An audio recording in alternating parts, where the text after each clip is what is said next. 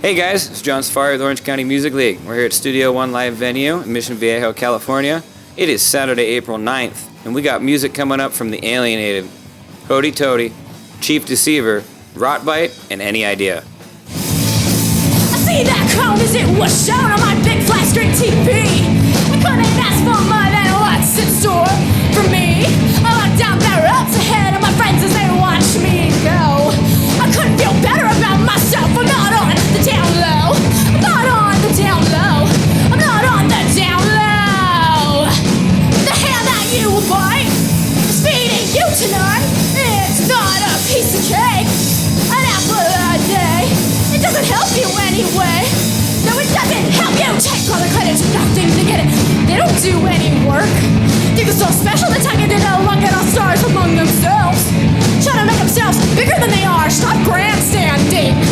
I know this might confuse you because you got no clue. No one knows who you are. No one knows who you are. No one knows who you are. Hey, it's John Safari, and we're hanging out here at Studio One Live Venue with Hoity-Toity. Go ahead and introduce yourselves and what you guys do in the band. I'm Shelby, and I'm the lead singer. I'm Kelsey, and I'm drums. I'm Arya, I play guitar. I'm Tana, and I play bass. Hey, well, thanks for coming out, guys. Your current release right now that you guys are pushing is Person C. Where can people find that online? You can find that on iTunes. That's the only song we have on iTunes for now. You can also find us on SoundCloud and Reverb Nation. Okay, cool. And so I know you guys had a few shows this month. What do you got coming up in the next couple of weeks that people can come catch you guys at? April 15th, we play Odd Nights at the Autry, which is in Griffith Park, and it starts at 6 p.m. And then April 26th, we have a show in Riverside at Clash City Station that starts at 7. There's going to be a touring band there, so that'll be cool. Awesome, yeah, that's a really cool venue. What are some of your guys' musical influences, and what kind of goes into the music? Well, me and Tana over here, we really like 21 Pilots, and when we first started, our manager helped us write some of our songs because, we were just getting into it and didn't know what we were doing. But now we're starting to get into it more with ourselves and bring our influences more. I like the band Paris. She likes Walk the Moon. She likes Green Day, Weezer. So we're trying to go more of a pop alternative, but we're still trying to find our sound at the moment. Okay. What would you say that your music has behind it, like as a spirit or an attitude? Our motto right now is shut up, pinkies up. So we think of the whole music industry as, oh, you're a professional music. So we're just kind of trying to we're making fun of it, do what we want, but still have meaning behind what we're trying to say. So does your music have a punk influence in that sense? Because that motto sounds like it's got a punk following or a punk root to it. We do have some kind of punk influence. Our first round of songs that we did write with our manager was more of a punk influence, kind of a middle class angst, if you will. Okay. We'll be playing those tonight. Yes. And we've tried to write happy songs, but it's just really hard to lyrically. So we are kind of still a little punk, even though we are trying to transition to more of a pop or alternative, because our songs will sound happy, but if you listen to the lyrics, they're still kind of dark and everything. I think that kind of connects with the younger crowd anyways, the darker lyrics with a more upbeat sound. Can relate more. Yeah, exactly. You can at least relate more to the emotions that go into those kind of songs. How did you guys all meet and start playing in a band together? Well, I was taking voice and piano lessons. God, I hated those, but they helped. At some place in Yucaipa, and she lives in Yucaipa, and we all live around Yucaipa. So my mom was like, oh, there's a flyer for a band. You should go get it. I was like, no, Mom, I don't need this. But I ended up auditioning, and I didn't get lead vocalist. I ended up being, backup vocalist and piano, but then the lead singer left, and I stepped up, got to do it. Well, so seems like it worked out for the better then, because now we're here talking. Yeah. So what's been your favorite show that you guys have played so far, and why? Well, I'm just going to go ahead and say it because I have the mic. I think right now our favorite show, unless someone has a objection to it, was when we played the House of Blues at Sunset Strip, April 20th. Yeah, this was last year, right before they closed down. Last year, and it was part of the Bringing Down the House Music Forward Foundation setup. So 4,000 applicants submitted to this organization, and we were picked to be one of the 6 bands playing at the House of Blues. And, that's cool. In Sunset.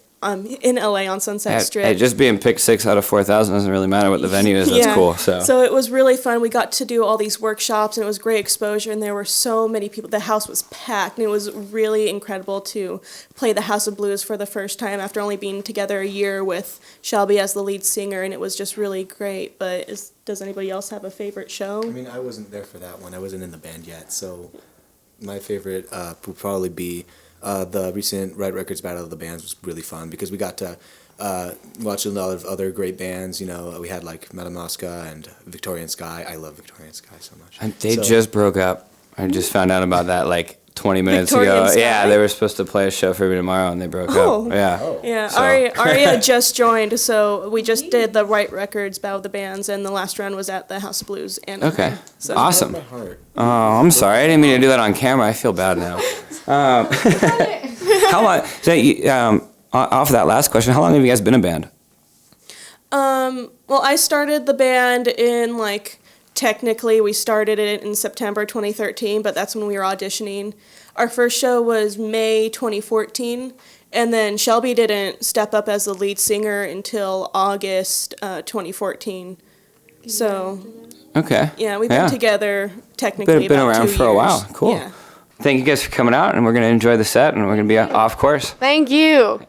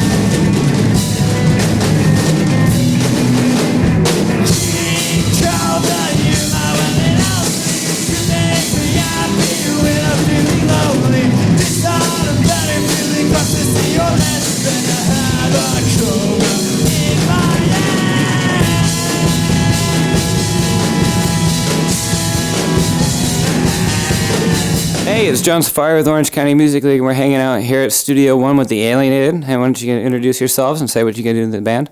How's it going? I'm Scott, and I play guitar and I sing.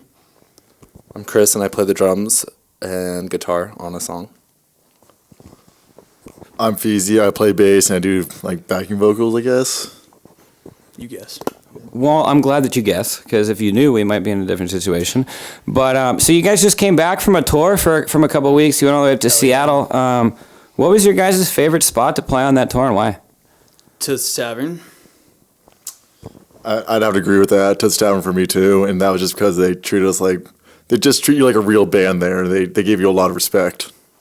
That's in Crockett, by the way, right outside of San Fran. So.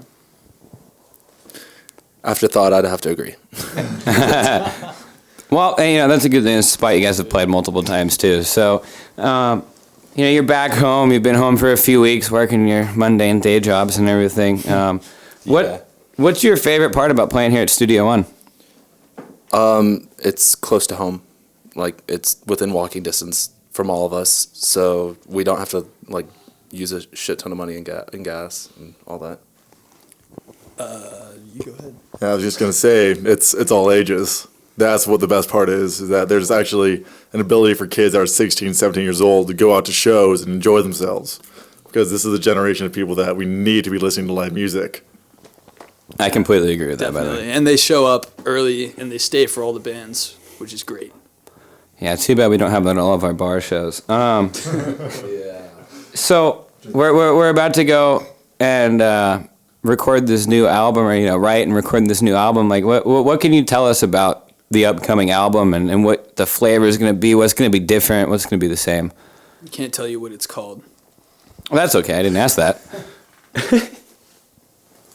It's going to be the same in that it's us. It might be a little bit, it might catch people a little bit off guard. It might be a little bit of everything, a little bit of happy, a little bit of sad, a little bit of transitioning into darkness, I would say, or anger, more and more definably, more definable subjects too, Okay. that like we can like actually pinpoint and maybe put forth a resolution or an idea to like Inspire somebody, or yeah.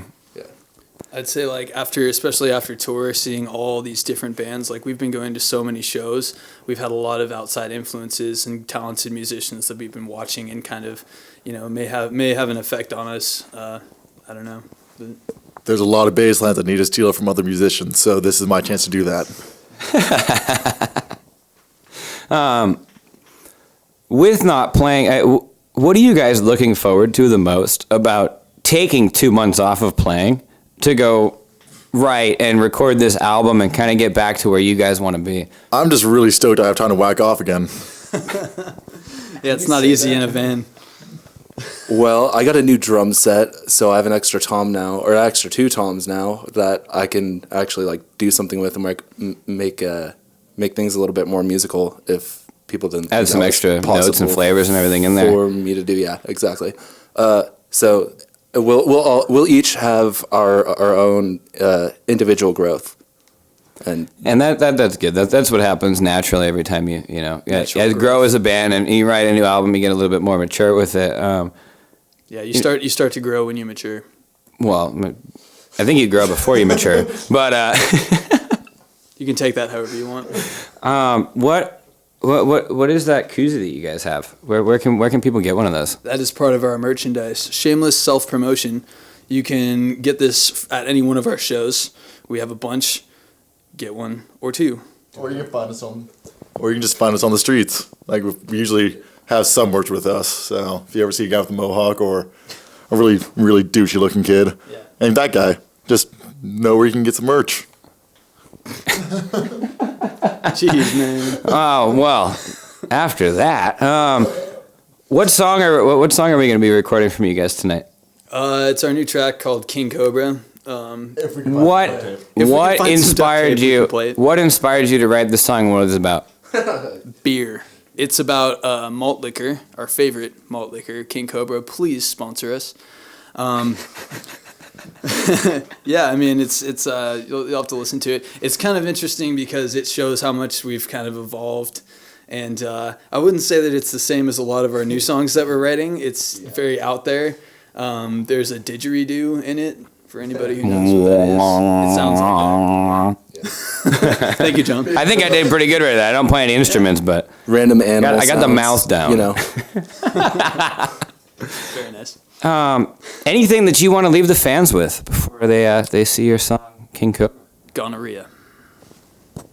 Keep enjoying local music. Have fun. You heard it from the man himself. Have fun, guys. Here comes heard it King from the Cobra man. from the Alienated.